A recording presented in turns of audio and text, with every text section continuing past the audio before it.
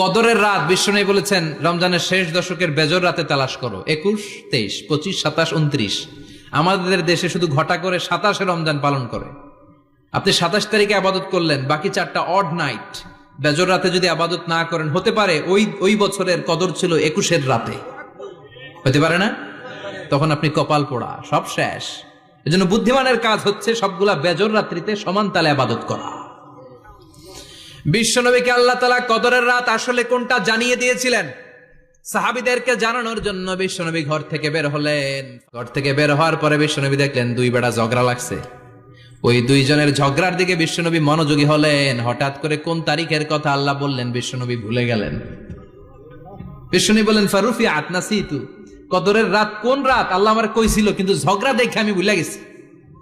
কদরের রাত বিশ্বনবী বলেছেন রমজানের শেষ দশকের বেজর রাতে তালাশ করো। 21, 23, 25, 27, 29। আমাদের দেশে শুধু ঘটা করে 27 রমজান পালন করে। আপনি 27 তারিখে আবাদত করলেন, বাকি 4টা অড নাইট বেজর রাতে যদি আবাদত না করেন, হতে পারে ওই বছরের কদর ছিল 21 রাতে, হতে পারে না? তখন আপনি কপাল পোড়া, সব শেষ। এজন্য বুদ্ধিমানের কাজ হচ্ছে সবগুলা বেজর রাত্রিতে সমান তালে আবাদত করা। বিশ্বনবীকে আল্লাহ তাআলা কদরের রাত আসলে কোনটা জানিয়ে দিয়েছিলেন।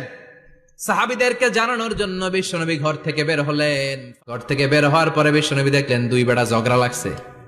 ওই দুইজনের ঝগড়ার দিকে বিশ্বনবী মনোযোগী হলেন। হঠাৎ করে কোন তারিখের কথা আল্লাহ বললেন বিশ্বনবী ভুলে গেলেন। বিশ্বনবী বললেন ফারুফিআত নাসিতু, কদরের রাত কোন রাত আল্লাহ আমার কইছিল, কিন্তু ঝগড়া দেখে আমি ভুলে গেছি।